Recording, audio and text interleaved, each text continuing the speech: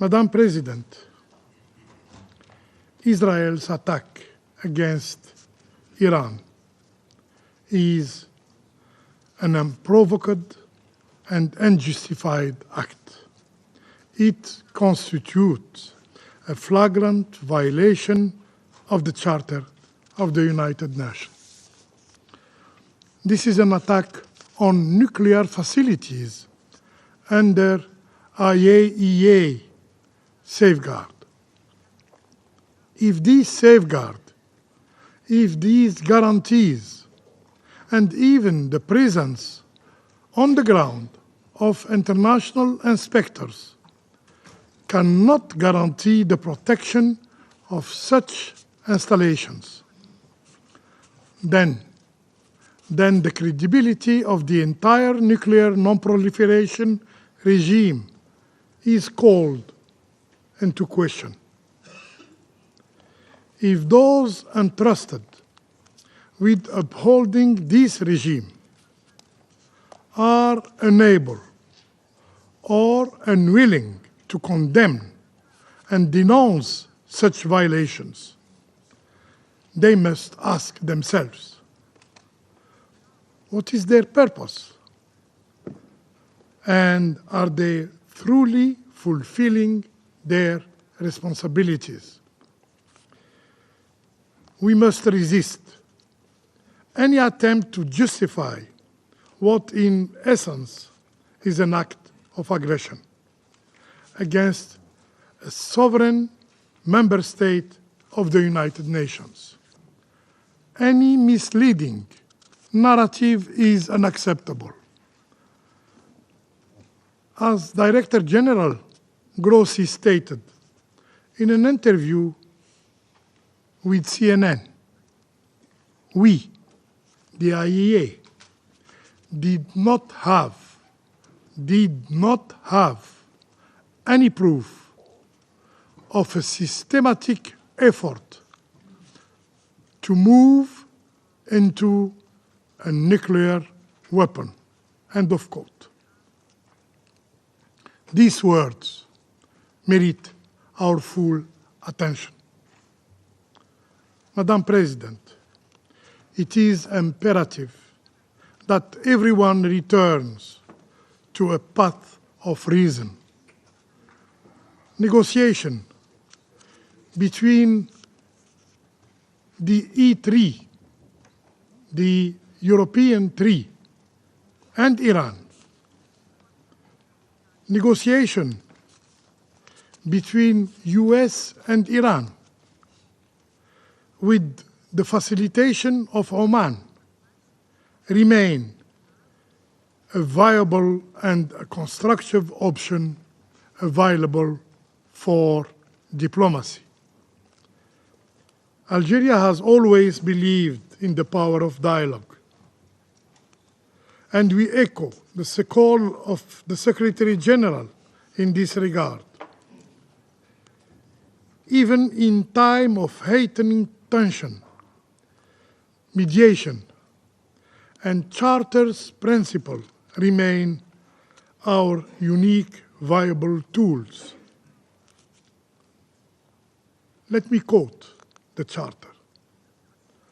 All members shall settle their international dispute by peaceful means.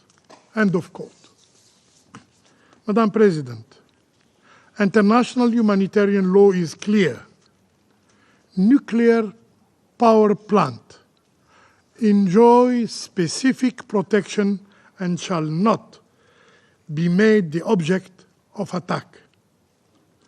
Attacks against such facilities are prohibited.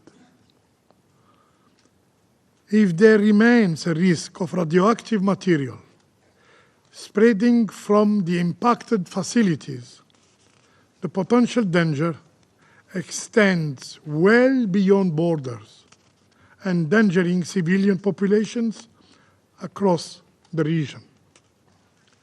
For my country, Algeria, there can be no double standard, no double standards when it comes to respecting international humanitarian law.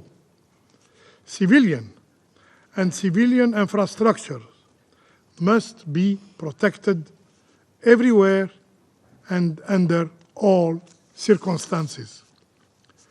We have consistently warned against violation of international humanitarian law, notably in Gaza, where tragically violating IHL became the norm. Today, the same patterns of conduct are being repeated and repeated again. When we reiterate in the strongest term our condemnation of all violation of international humanitarian law, the protection of civilians is not optional. It is an obligation. Upholding international humanitarian law is a matter of preserving our shared humanity. However, those responsible for the collapse of the health system in Gaza, for the killing of 1,580 health workers, for the killing of over 18,000 children and more than 10,000 women, for the killing of 225 journalists, and for the killing of 467 humanitarian workers, cannot credibly claim to be upholding international humanitarian law. Madam President, no measures can substitute for the responsibility that rests with this Council.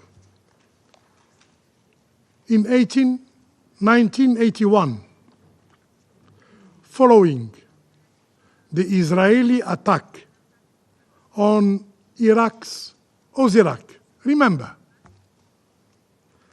this very Council unanimously adopted Resolution 487. It's true, this resolution was never really implemented. And Israel's nuclear facilities were never placed under IAEA safeguards. And Iraq never received any compensation. And the Council, this very Council, was never properly informed of follow-up measures.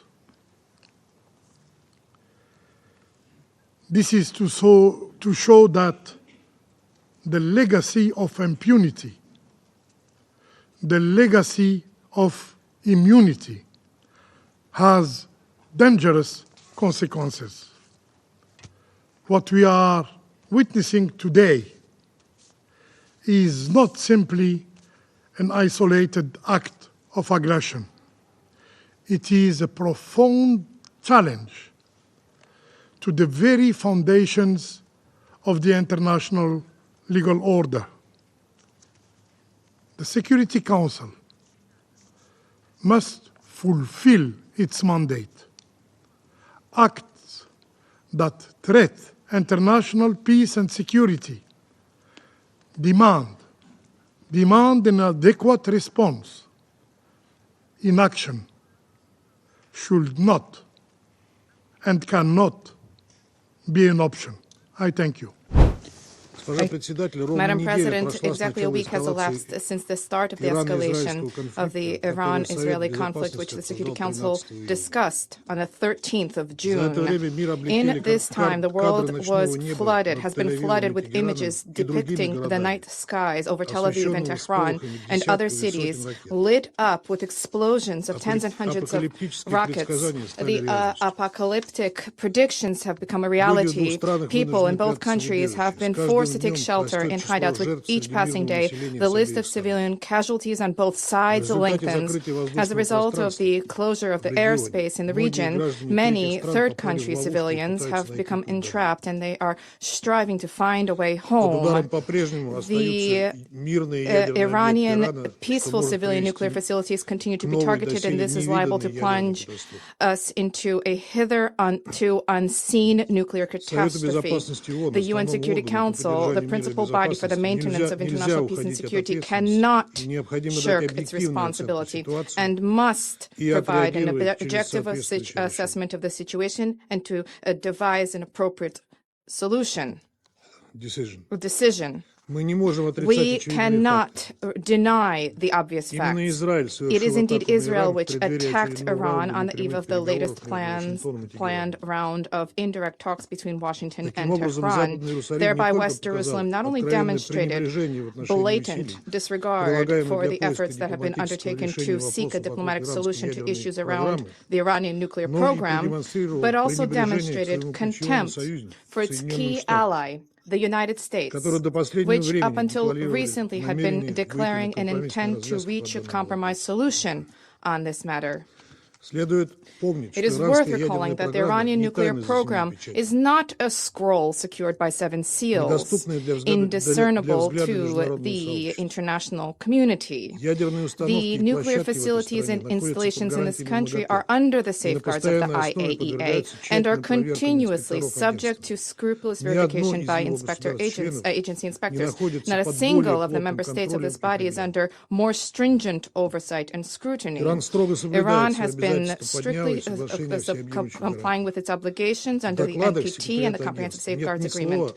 The Secretariat of the agency's reports have no mention whatsoever about the presence of proliferation risks. So it turns out that Israel has disregarded the assessments of the Specialized International Agency, having on its own authority appointed itself a judge, single-handedly deciding to carry out strikes against a sovereign country with no regard for the UN Charter and international law. Just recently, in the Middle East, a tragic precedent occurred of an invasion into a state under the pretext of alleged presence there of WMDs, which subsequently failed to materialize. It's a pity that the United States, which demonstrated to the entire world this discredited example in 2003, which generated suffering for millions of people, does not wish to learn from its own mistakes. Today, the U.S., yet again, together with the U.K., France, and Germany, is attempting to persuade all parties to believe the groundless fabrications about plans allegedly harbored by Tehran to gain possession of nuclear weapons. Nor can we forget the fact that the attack on Iran was carried out at the time when the entire world observed with horror the ongoing man-made disaster which was unfolding in Gaza and continues to unfold in Gaza, and was condemned the ongoing humanitarian blockade of the Strip and was awaiting the high-level conference in support of the two-state formula under the aegis of the United Nations in accordance with General Assembly resolutions. Instead of reverting back to the sole possible negotiated peaceful settlement of Palestine, Israeli military political leadership raised the stakes and expanded the geography of the conflict in the region. Perhaps the Western Jerusalem's calculations also are to have the new military misadventure detract the international community's attention away from the crimes perpetrated by Tzahal in Gaza and the West Bank. We have seen highly perilous attempts to drag third countries into this confrontation, and this, as was rightly noted by the Secretary General, would have colossal consequences not just for the stakeholders and the parties engaged, but for the entire region and international peace and security as a whole. We concur with Mr. Guterres' position about the need to avoid internationalization of the conflict. Madam President, the present escalation around Iran did not start yesterday. Having attacked the country, Israel first received a direct pass from a host of Western states. The rhetoric uttered by British, French, and German diplomats in the lofty chambers of the UN Security Council and the IAEA Board of Governors are equally dangerous, just as dangerous as the deadliest weaponry, the blatant blackmail of the leadership of the agency in order to compel it to draft a vague so-called comprehensive assessment on the Iranian nuclear program, pushing through biased anti-Iranian resolutions at the IAEA Board of Governors. All of this made those countries effectively complicit in the Israeli aggression. Let's recall that this specific IAEA report was one of the justifications used by Israeli leadership for the attack on Iraq. What is telling in this connection is a cynical statement from the German Chancellor, Mr. Merz, about, and I quote, Israel doing the dirty work for us. End of quote. The fact that the launch buttons are being pressed by West Jerusalem does not absolve Washington, London, Paris, and Berlin from responsibility for what is taking place.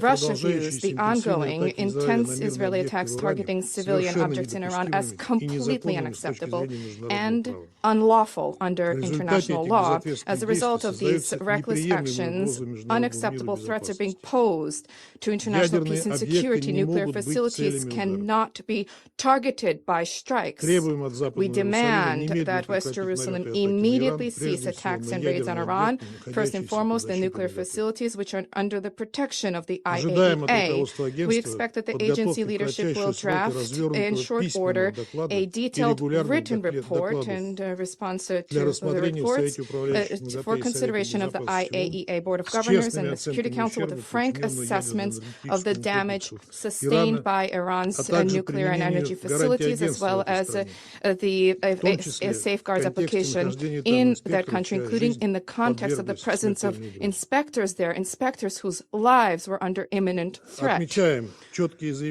note of the clear Iranian statements about its steadfast commitment to obligations under the NPT and a willingness to resume contact with Washington to forge possible solutions that dispel all baseless suspicions and biases vis-à-vis Tehran's nuclear program under the condition that Israeli attacks cease. We support this position. We share the Secretary General's call for an immediate de-escalation resulting in a ceasefire.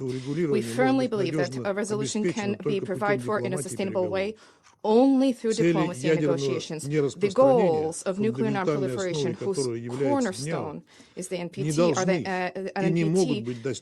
cannot and must not be attained through aggression at the cost of innocent lives.